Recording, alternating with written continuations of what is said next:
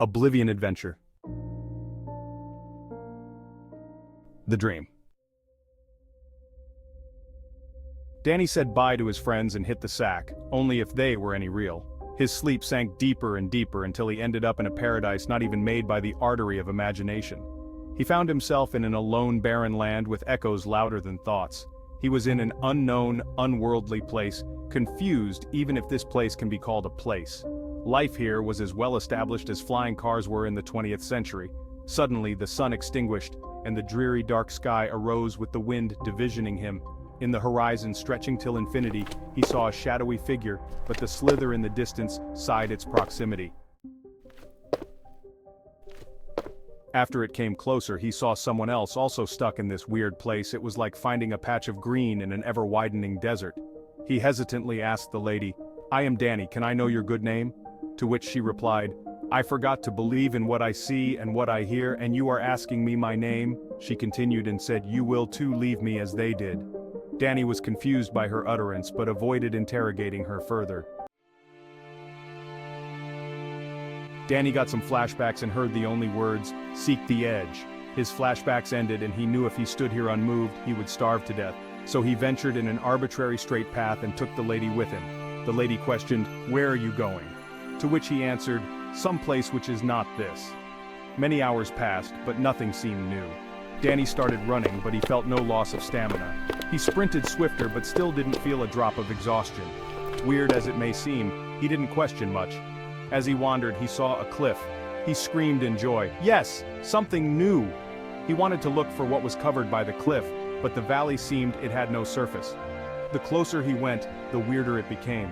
His eyes started to shudder and time started behaving abruptly. The lady screamed, "Don't go any more near the edge, we can't reach it!"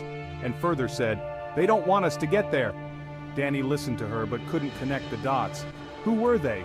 What is at and after the edge? Who is the lady? From where did she come and who left her? What is even this place? Was the question in his mind. Suddenly the flashback came. Seek the edge. It was just 3 words. Seek the edge. He ran to the edge and the lady followed him as well. The world became stranger and stranger as he came closer. Suddenly the land slid and he was about to fall into the void, but he was saved by the lady. He thanked her and continued. Danny and the lady started talking to each other and discovered that you don't need water or food to survive. Danny discussed that his sister was the only one dear to him. The lady interrupted and said, "The world was ended by global warming and all land turned into desert, and all water dried up leaving the desert itself." She said, "We are on an island and therefore we are stuck. No help would come and save us. Most likely we are the only ones present." Danny cried and said, "I don't want to live anymore because she was everything I had." The lady said, "That's the same thing my friends did and left me alive to rot. Will you too leave me?" Danny was connecting some dots but was still confused by what she meant when she said, "They don't want us to get there?" But then, the flashback became louder and louder, as if someone was pleading with him to get to the edge. Soon, the lady fell asleep in a deep sleep. Danny took off to the edge. The world again became stranger but he kept on. He reached the edge and saw the deep void. He trembled and heard a falling sound.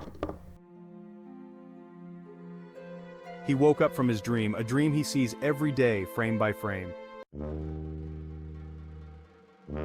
Danny was traumatized from his sister's death, the only one he loved. That day when Danny came after playing with his friends, he saw his sister hang in her bedroom. It was a view he didn't expect that day. But what happened? What happened?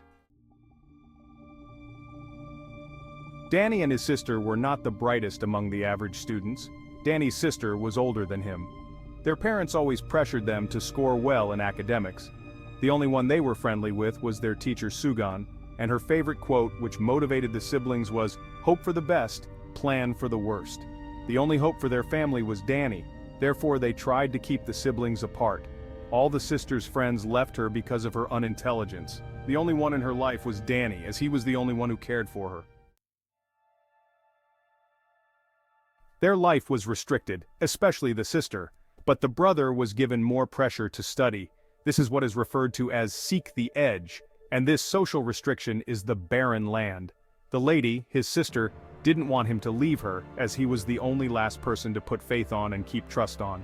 They are the parents, not wanting both to seek the edge together. The global warming is indicative of this living hell which left them stranded in this desert. And the day when the sister failed for the third time, she took her life, hence asleep in a deep sleep, the lady was at the end.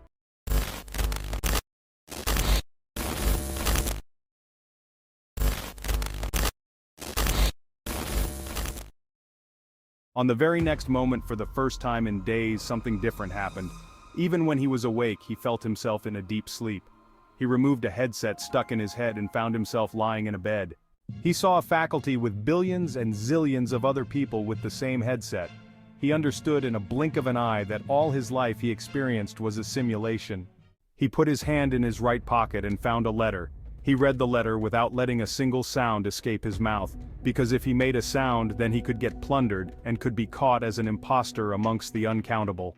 The letter stated, "Go and press the shutdown button to free all the miserable wait for the lights to get off, as then no one can determine your absence.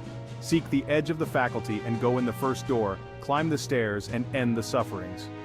He understood that he was a secret agent working for the welfare of public, and he knew he has to one last time do it. He also recognized the phrase, "seek the edge," from the simulation, thereby knowing the flashbacks were real. He put his hand in his left pocket and found a revolver. In the very next minute the lights turned off. Danny knew it was his chance to save humanity. He stood off the bed and started following the edge, knowing his memory from the simulation, seek the edge. He saw a door in the distance and walked towards it, as he knew that the letter stated the shutdown button was a door at the edge of the faculty. He entered it, but saw a woman already standing there. She resembled his sister and the lady. He became emotional and went towards her. He saw her with a badge saying CEO, and he immediately understood that what he thought was his sister, what he thought was the lady, was actually the CEO of the faculty. He removed his revolver to shoot the CEO, but his hand didn't fire, almost as if she was someone dear to him. He was not able to forget that she was his sister, but then, he had to do it. He walked past her and went to click the button. He clicked it. He went down and saw many people removing their headsets and getting down. He announced, "My fellow people, you are now free from the simulation, and we shall now end this and live a normal life again." Everyone cheered and became ready to, alas, end this journey and suffering, to end this adventure, one which can be said as an Oblivion adventure.